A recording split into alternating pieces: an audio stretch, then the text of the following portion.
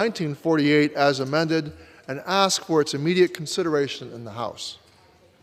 The clerk will report the title of the bill. Union Calendar Number 446, H.R. 1948. A bill to amend Title 38, United States Code, to modify authorities relating to the collective bargaining of employees in the Veterans Health Administration. Pursuant to House Resolution 1518, an amendment in the nature of a substitute consisting of the text of Rules Committee Print 117-71 is adopted, and the bill as amended is considered read. The bill as amended shall be debatable for 1 hour, equally divided and controlled by the chair and ranking minority member of the Committee on Veterans Affairs or the respective designees. The gentleman from California, Mr. Takano, and the gentleman from Illinois, Mr. Bost, each will control 30 minutes. The chair recognizes the gentleman from California. Madam Speaker, I ask unanimous consent that all members may have 5 legislative days in which to revise and extend their remarks and to insert extraneous material in H.R. 1948 as amended. Without objection.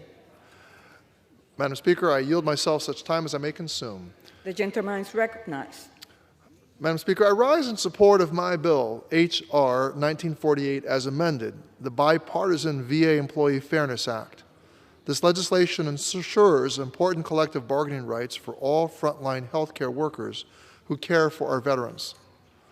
As chairman of the House Committee on Veterans Affairs, I have made veterans health care one of my top priorities. And I know my colleagues on both sides of the aisle strongly support our veterans and the benefits they earned. This bill presents an opportunity to match words with action.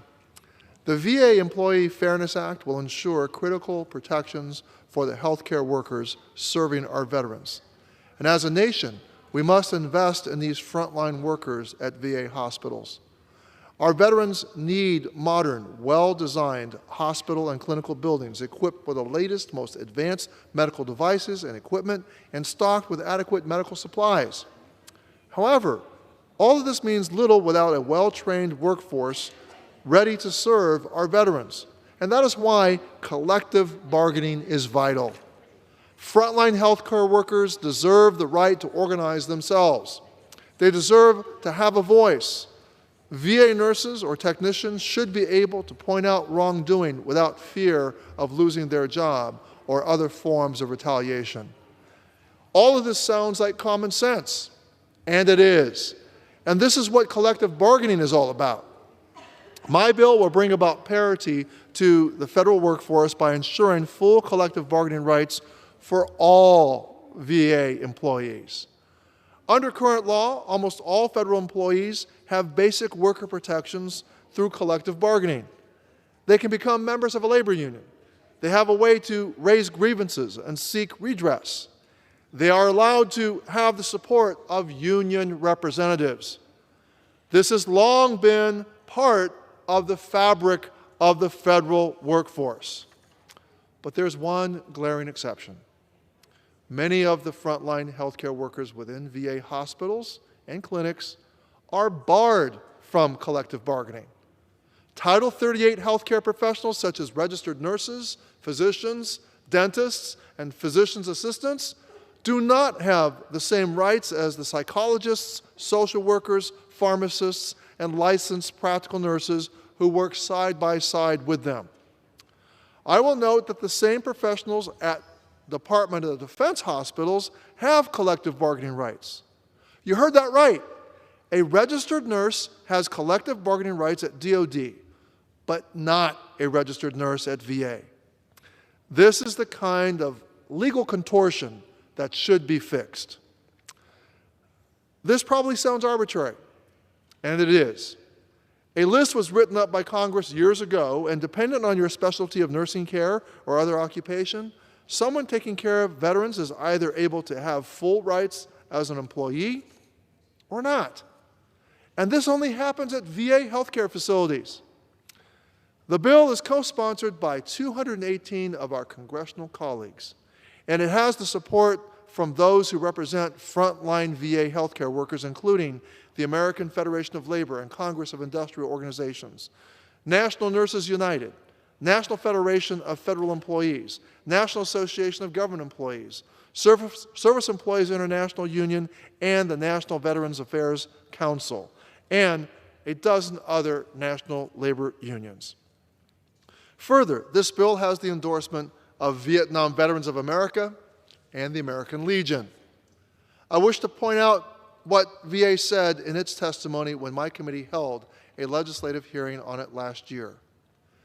Secretary McDonough has stated publicly and to our workforce that a unionized workforce is a strong workforce. Collective bargaining is a powerful means for a strong workforce, which is VA's #1 asset as we work toward increasing access and outcomes for veterans, their families, caregivers, and survivors. VA supports organized labor and values in the collective bargaining process with our labor partners, end quote. I agree. This is about building and maintaining a strong workforce dedicated to serving our veterans. I want to share a real-world example of the importance of collective bargaining at VA. In an issue that rose to U.S. District Court, the Central Texas VA healthcare system failed to pay nurse practitioners and physician assistants overtime. When the healthcare workers demanded what was due to them, VA resisted. The case was arbitrated in favor of the employees, but VA then used its authority under Title 38 to argue that the grievance should not be addressed. Now, there's nothing fair about that. This outdated provision in federal law has become an excuse for VA to deny workers the benefits they have rightfully earned. Stories like these hardly represent an incentive for nurses to remain in the department. H.R. 1948, as amended, will ensure that VA employees have the ability to seek redress when VA does not follow its own rules and policies.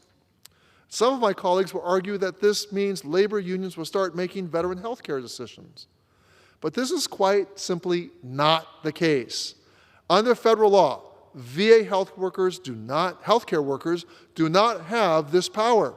No federal healthcare worker with collective bargaining rights has this power, nor do their labor unions.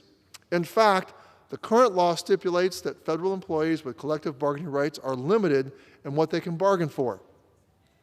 Unlike in the private sector, federal workers who have collective bargaining rights cannot strike, and they cannot bargain over their level of pay. Pay levels are set by the civil service pay grades each year and are not subject to collective bargaining.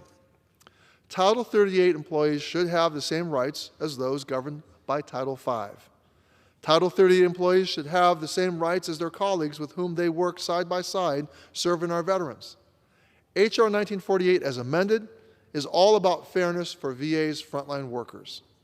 VA is going to be ramping up hiring over the next 5 years as it welcomes 3.5 million more veterans into the VA healthcare system after the passage of the Honoring Our Pact Act. In order to attract the most qualified workforce to serve our veterans, we need to ensure that VA is a great place to work. The employees who are on the front lines of our nation's veterans' health care deserve and need basic worker protections. A VA nurse needs to be able to ask that their pay errors will be resolved. A doctor must feel empowered to raise medical safety concerns without fear of reprisal or retaliation. Without these protections, VA will continue to struggle to recruit and retain the best and brightest medical professionals that our country has to offer, and I fear that veterans' health and well-being will suffer as a result. This is about fairness, and I am pleased that the administration agrees and has issued a statement in support of this legislation. Madam Speaker, I ask unanimous consent that the statement of administration policy be entered into the record. Without objection. In closing, I urge my colleagues to support H.R. 1948 as amended, the VA Employee Fairness Act. It represents the right thing to do for those who care about our nation's veterans. I wholeheartedly support this bill, and I urge my colleagues to vote for its passage, and I reserve the balance of my time. The gentleman from California reserved. The gentleman from Illinois is recognized.